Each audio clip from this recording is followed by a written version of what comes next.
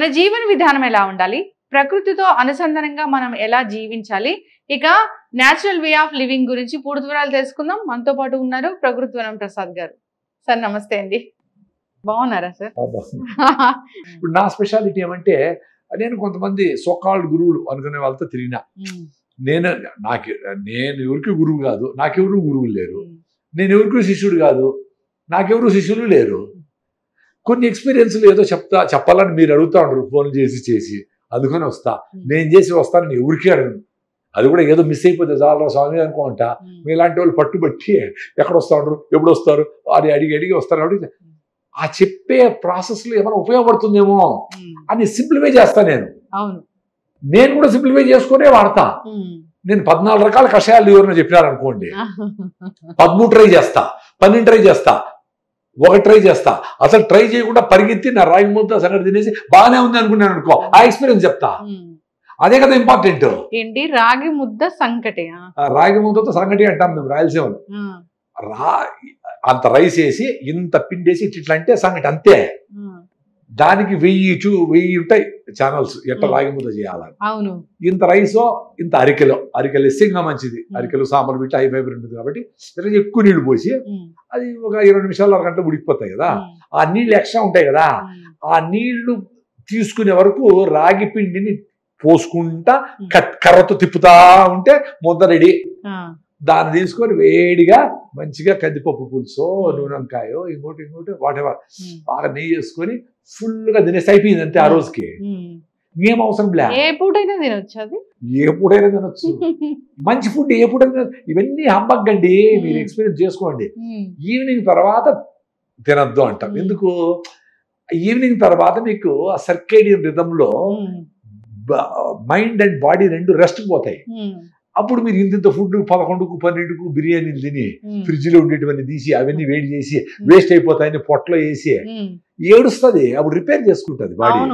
Brain లో toxins repair చేసుకుని sponge లాగా అవన్నీ వేరేటన్ని మూవ్మెంట్ లో పోతాయి. టాక్సిన్స్ స్వెట్ వీటిలో బ్రెయిన్ లో ఉండే టాక్సిన్స్ అన్ని నిద్రలోనే క్లీన్ అవుతాయి. బ్రెయిన్ లో టాక్సిన్స్ అంతే కదా. లోపల ఫైటింగ్ జరుగుతూ ఉంటుంది కదా, అవి కూడా రిలీజ్ అవుతాయి కదా. లోపల ఫైటింగ్ జరుగుతూ ఉంటుంది కదా, ప్రతి సెల్లు వదిలేస్తుంది కదా. ప్రతి సెల్లు ఒక లైఫే.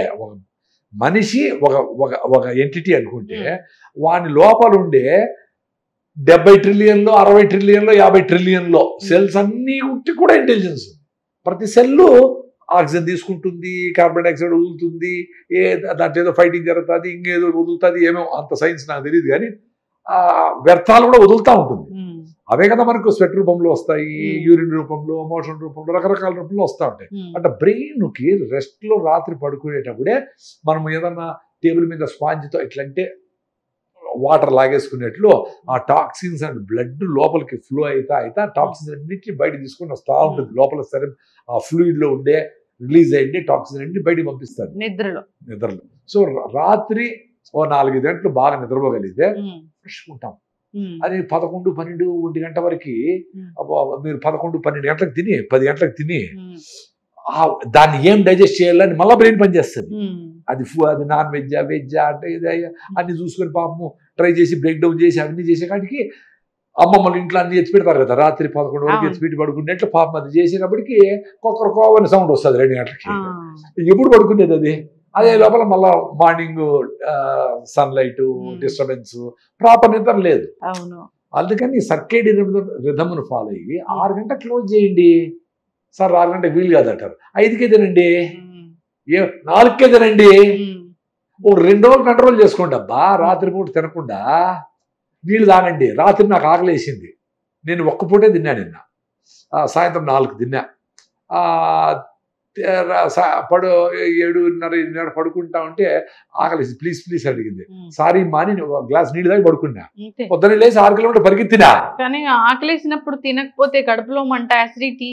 అది వెరీ సింపుల్ అండి. లాజికలీ అసిడిటీ ఉండే వాళ్ళకి, అల్సర్లు ఉండే వాళ్ళకి లోపల పొట్టలో గట్ మ్యూకస్ మెంబ్రెయిన్ ఉంటుంది కదా, లోపల పొర జగటలాగా ఉండే పొర ఉంటుంది. అది డ్యామేజ్ అయిన వాళ్ళకి కరెక్టేనేమో టు సమ్ ఎక్స్టెంట్. అది ఎంత డ్యామేజ్ అనేది కూడా ఇంపార్టెంట్. ఎక్కువ డ్యామేజ్ అయిన వాళ్ళకి యాసిడ్ వచ్చి పడే కొద్దికి మళ్ళీ ఎరోషన్స్, పుండ్లు పడతా ఉంటాయి.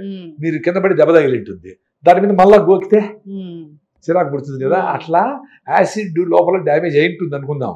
వాళ్ళకి తినకుండా పోతే మళ్ళా ఆకలి అయినప్పుడు యాసిడ్ రిలీజ్ అయితే మళ్ళీ అక్కడ డ్యామేజ్ అవుతా ఉంటుంది. కాబట్టి ఆకలి అని అనిపిస్తా ఉంది అంటేనే మీరు ఏదో ఒకటి తినేయాలి.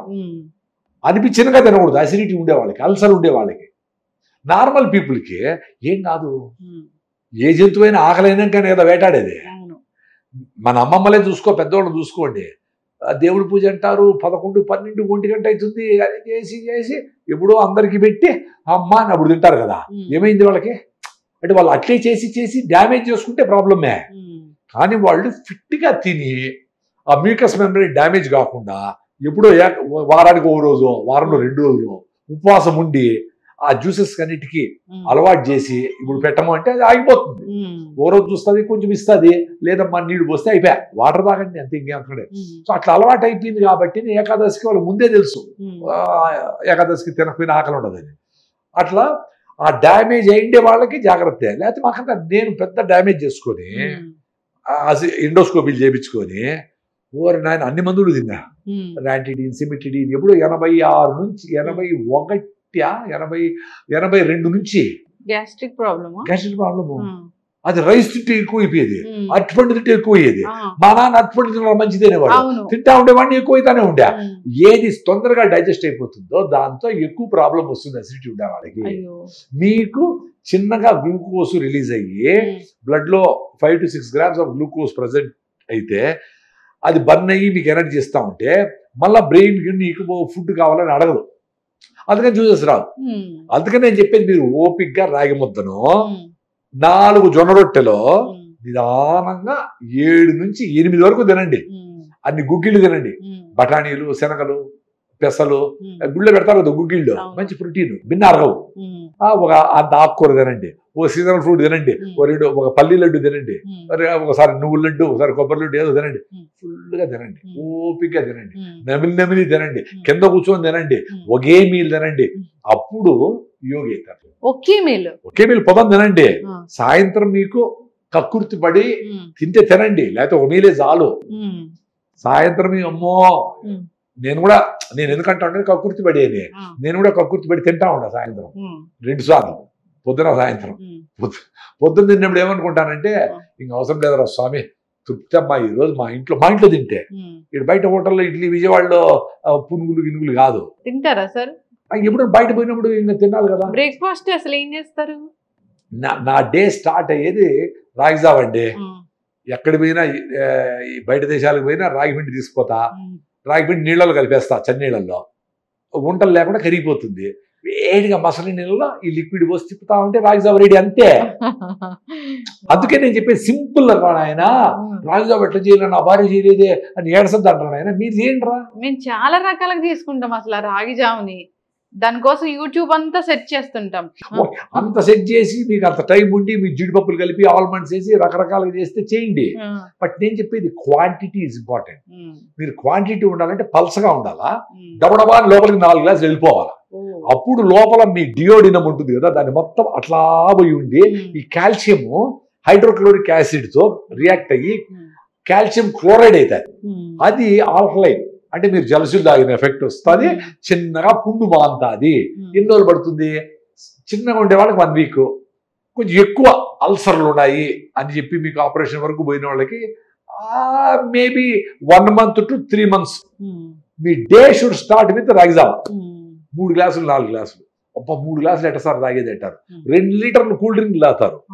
కొంతమంది మహానుభావులు 6 బాటలు బీర్ తాగుతారు. కొంతమంది మహానుభావులు గొప్ప అని చెప్పుకుంటా ఉండేవాళ్ళు. 4 గ్లాసులు రాగి జావ తాగాలంటరా నాయన. 4 గ్లాసులు నీళ్ళ బదులు తాగండి. చాలా మంది ఏం చెప్తారంటే సార్, ఇప్పుడు రాగి జావ తాగాం మాకు వేడి చేసిందని చెప్తారు, చాలా మంది చెప్తారు. అసలు అది ఏంటి? అది నాకు అర్థం కాదు. ఏమంటే కర్ణాటక స్టేట్ మొత్తం రాగులే కదా, వాళ్ళు కూడా 5 కోట్లు 6 కోట్లు 7 కోట్లు ఉన్నారు కదా, వాళ్ళందరికీ వేడి అయిపోయిందా? వాళ్ళు రాగి ముద్ద, రాగి పురుగులు, రాగి దోశ, రాగి ఇడ్లీ, అంతా రాగిలే, మొత్తం పంట వాళ్ళు రాగిలే. ఒబిసిటీ వాళ్ళకి తక్కువ చూడు. ఎందుకు విజయవాడకి ఎక్కువ ఉంది? ఎక్కువ రైస్ తిని తిని తిని అయిపోయింది. ఇంకోటి ఏమంటే పైల్స్ వస్తాయి రాగులు తింటే అని అంటారు. ఒరే నాయన, విజయవాడ వల్ల అసలు రాగులే తెలియదు కదా పెద్దగా. ఇప్పుడు తెలిసేమో. మరి వాళ్ళకందరికి పైల్స్ ఎందుకు వచ్చాయి? పైల్స్ క్లినిక్లు ఆడేందుకు ఉన్నాయి? విజయవాడలో ఎక్కువ ఉన్నాయి. ఉంటాయి కదా. రైస్ తో ప్రాబ్లమ్స్ వస్తాయి, భిన్న అరిపోయే ఫుడ్ తో ప్రాబ్లమ్స్ వస్తాయి.